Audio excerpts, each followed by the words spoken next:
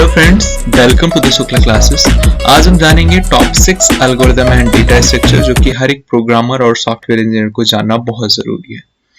तो इसके अंदर आज हम जानेंगे कुछ important data structure and algorithms को, जिसमें से हमारी जो पहली एल्गोरिदम है वो है सॉर्ट एल्गोरिदम, सेकेंड है सर्च एल्गोरिदम, थर्ड है hashing, fourth dynamic programming, exponentiation by squaring, string matching and parsing. तो इनको ही हम कवर करेंगे। और पहली एल्गोरिदम जो हमारी आती है वो है सॉर्ट एल्गोरिदम। जैसा कि इसके नाम से हमें क्लियर है, ये सॉर्ट करने के लिए एक स्पेसिफिक ऑर्डर में हम यूज करते हैं। इसका जो यूजुअली यूज है, बहुत सारी जितनी भी प्रोग्रामिंग लैंग्वेजेस को आप बेसिकली जानते होंगे उनमें ये बिल्ट इन होती है, लेकिन हमें इसकी प्रोसेस को जानना बहुत ही इंपॉर्टेंट है, जिससे हमें ये कंफर्म होता है कि इन्हें कहाँ पे यूज करना है और कहाँ पे नहीं करना है। तो इसके अंदर हमारी जो एल्गोरिदम है उसमें merge sort, quick sort, bucket sort, heap sort और काउंटिंग सॉर्ट आते हैं। तो इनका अगर रियल लाइफ यूज देखें तो वो कहाँ पे होता है, अगर आपने ई कॉमर्स वेबसाइट्स को विजिट किया होगा तो वहाँ पे एक सॉर्ट बाई का ऑप्शन आता है। तो वहाँ पे अगर आप सॉर्ट बाई करते हैं तो वहाँ पे आप बेसिकली सॉर्टिंग एल्गोरिदम्स का ही यूज कर रहे होते हैं। तो वहाँ पे आप पॉपुलरिटी के अकॉर्डिंग, आप उसमें प्राइसिंग के अकॉर्डिंग, जिसके अकॉर्डिंग आप उसे सॉर्ट करना चाहते हैं लिस्ट को, अपने आइटम्स की लिस्ट को वहाँ पे सॉर्ट कर सकते हैं। ओके, सेकंड एल्गोरिदम की ओर मूव करते हैं। इसके पहले आप फर्स्ट एल्गोरिदम को होप जरूर जानते होंगे या समझा होगा। अगर नहीं जानते तो जरूर इसके बारे में पढ़े, क्योंकि बहुत ही इंपॉर्टेंट है। सेकंड है हमारी सर्च एल्गोरिदम, जिसके अंदर बाइनरी सर्च का आप लोगों ने नाम सुना होगा। अगर नहीं सुना तो कोई बात नहीं, आप जान लीजिए। तो इसमें होता है क्या, एक सॉर्टेड डेटा सेट के अंदर ये काम करता है, नहीं कि अगर एरे अगर सॉर्टेड है तभी ये काम करेगा, वरना नहीं करेगा। तो इसकी जो कॉम्प्लेक्सिटी है बिग ऑफ log 2n है। और जो आइडिया है इसमें क्या होता है, हम हर एक बार जितनी भी हमारी बड़ी जो लिस्ट होती है उसको हम कट डाउन करते हुए जाते हैं, हाफ करते हुए जाते हैं हर बार, जितनी बार भी इसे हम रन करते हैं। इसके एप्लीकेशंस अगर आप सॉन्ग्स को देखते हैं तो अगर एक सॉर्टेड लिस्ट में सॉन्ग्स पड़े हुए होते हैं, आप उसके नाम को टाइप करते हैं और वो सॉर्ट होके सबसे टॉप पे आपका जो रिजल्ट है वो शो कर जाता है। ओके, इसके बाद आती है डेप्थ और ब्रेड्थ फर्स्ट सर्च।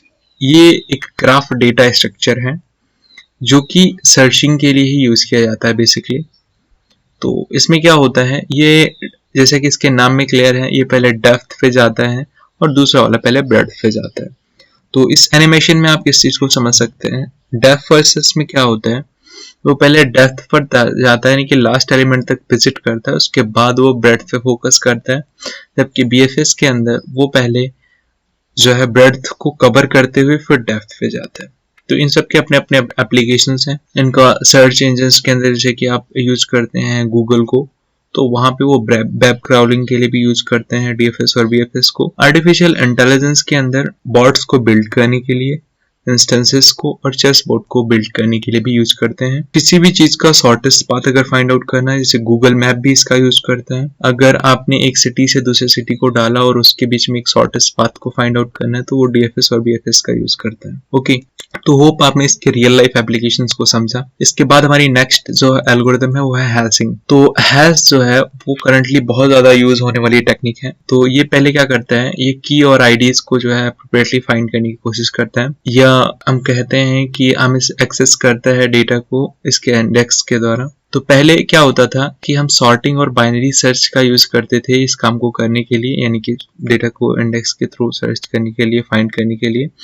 लेकिन अब हैशिंग का बहुत ज्यादा यूज किया जाता है। तो इसमें क्या होता है, ये रेफर करता है हैश मैप या फिर हैश टेबल को, डिक्शनरी होती है कीज की और उसकी वैल्यू एफिशिएंसी के अकॉर्डिंग। तो क्या होता है इसमें, ये यूज करता है कीज का। आइडिया है यूज करना एक एप्रोप्रिएट हैश फंक्शन का, जो की है वो ग्रेटर हो वैल्यू मैपिंग से। तो ये एक बहुत अच्छा है। इसका यूज कहाँ पे किया जाता है, राउटर्स में आईपी एड्रेसेस को स्टोर करता है अगर वो ग्रेटर है path pairing for routing mechanism. आप अगर किसी भी पहले से एग्जिस्टिंग एक वैल्यू की ऑलरेडी लिस्ट पड़ी हुई है, वहाँ पे लीनियर सर्च एक्सपेंसिव पड़ता है, तो उसके जगह पे हम सेट डेटा स्ट्रक्चर का यूज करते हैं इस ऑपरेशन के लिए। इसके बाद नेक्स्ट है हमारी डायनेमिक प्रोग्रामिंग। डायनेमिक प्रोग्रामिंग बहुत ही इंपॉर्टेंट है आज के लिए। कॉम्प्लेक्स प्रॉब्लम्स को सॉल्व करने का बहुत ही एक अच्छा तरीका है, जिसमें हम प्रॉब्लम्स को ब्रेक कर देते हैं छोटे छोटे पार्ट्स में। और फिर हम उन सब प्रॉब्लम्स को सॉल्व करते हैं, फिर उन्हें जोड़ देते हैं और एक हमारी जो प्रॉब्लम होती है वो सॉल्व हो जाती है। तो अगर आपने एक पेपर पे 8 बार 1 1 लिखा और उन्हें 8 किया तो कितना हुआ? 8 हुआ, वेरी सिंपल।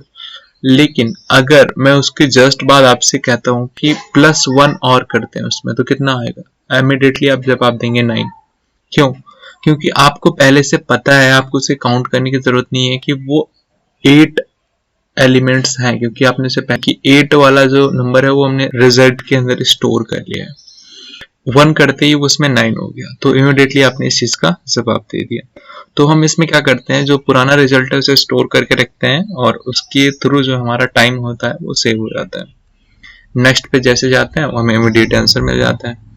तो बहुत सारी डीपी एल्गोरिथम्स हैं, बट जैसे कि हम यहाँ पे एक बात करते हैं, डकवर्थ लुइस मेथड होता है क्रिकेट के अंदर। उसमें क्या होता है, हम एक किसी कंडीशन की वजह से, बारिश की वजह से हमारा मैच रुक गया है, तो आपके पास कितने विकेट्स हैं, कितने ओवर्स हैं, उसके बेसिस पे हम क्या करते हैं, सर्च कर लेते हैं कि एक टारगेट को डिफाइन कर देते हैं कि ये अगर होते तो इतना टारगेट ये मार लेते हैं, तो उस टारगेट के बेसिस पे हम मैच खेल जाते हैं। तो ऐसे ही होता है ये डायनेमिक एक्सपोनेंशिएशन बाय स्क्वायरिंग। यहाँ पे क्या होता है, अगर आपको 2 की पावर 32 अगर कैलकुलेट करना है तो क्या होगा, बहुत बड़ा नंबर बन जाएगा। तो यहाँ पे आपको क्या करना है कि अगर आपको ये काम करना है तो अगर प्रोग्रामिंग के थ्रू करेंगे तो 5 इटरेशंस में हो जाएगा, क्योंकि एक्सपोनेंशिएशन, बाइनरी एक्सपोनेंशिएशन का यहाँ पे हम यूज करेंगे, क्योंकि जनरली फास्ट कंप्यूटिंग के लिए या फिर बड़े जो पॉजिटिव इंटीजर्स हैं उनकी पावर्स को कैलकुलेट करने के लिए होता है, कि big O of log n 2n के अंदर इस प्रॉब्लम को सॉल्व कर सकते हैं। तो नॉट ओनली दिस, ये मेथड किस लिए यूज किया जाता है, कंप्यूटेशन ऑफ पावर, पॉलिनोमियल्स और स्क्वायर मैट्रिक्स का। एप्लीकेशन क्या है, बड़े नंबर्स को जो है उसकी पावर्स में जो नंबर्स हैं उनको RSA इंक्रिप्शन, आपने सुना होगा, ये एक पब्लिक की इंक्रिप्शन मेथड है, तो इसमें इसका यूज किया जाता है। बहुत ही मॉडुलर अरिथमेटिक होता है बाइनरी एक्सपोनेंशिएशन के साथ। स्ट्रिंग मैचिंग और पार्सिंग, पैटर्न मैचिंग और सर्चिंग जो होता है वो बहुत ही इंपॉर्टेंट प्रॉब्लम है कंप्यूटर साइंस के अंदर। तो यहाँ पे बहुत सारी लॉट ऑफ रिसर्च के बाद एक टॉपिक फाइंड आउट हुआ। तो 2 बेसिक नेसेसिटीज हैं फॉर किसी भी प्रोग्रामर के लिए, KMP एल्गोरिथम। इसमें स्ट्रिंग की मैचिंग होती है। क्या होता है, इसमें एक बड़ी सी एक आपको स्ट्रिंग मिली होती है और उसके अंदर आपको छोटा सा कोई पैटर्न फाइंड आउट करना है तो वो आप कर लेते हो। जैसे कि अगर आप कहीं पे भी अपने किसी डॉक्यूमेंट को खोला, कंट्रोल आपने दबाया और वहाँ पे डॉक्यूमेंट के अंदर किसी पर्टिकुलर एलिमेंट को आपको सर्च करना है, आपने सर्च किया वो तुरंत मिल गया, वहाँ पे KMP एल्गोरिथम का यूज हो रहा है स्ट्रिंग मैचिंग में। और रेगुलर एक्सप्रेशन के अंदर स्ट्रिंग पार्सिंग का यूज होता है। कैसे, जैसे कि हमें इसका जो ज्यादातर यूज होता है वो वेब डेवलपमेंट के अंदर होता है, जब URL को पार्सिंग और मैचिंग करवानी होती है तो यहाँ पे इसका वैलिडेशन के लिए यूज किया जाता है। ओके, तो होप ये सारी की सारी चीजें आपको बहुत पसंद आई होंगी। तो मिलते हैं नेक्स्ट वीडियो में और सब्सक्राइब कर दीजिएगा इस चैनल को for more videos. Thank you.